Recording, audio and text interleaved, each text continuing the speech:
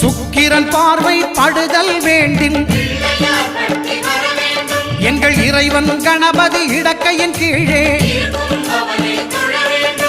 சுக்கிரன் பார்வை படுதல் வேண்டின் எங்கள் இறைவன் கணபதி இடக்கையின் கீழே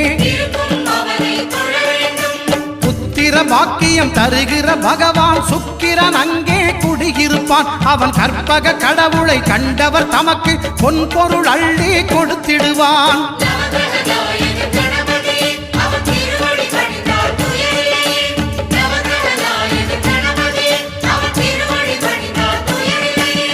ஒன்பது கோளும் ஒன்றாய் காண அங்கு கற்பகம் என்னும் கடவுளின் மெய்ய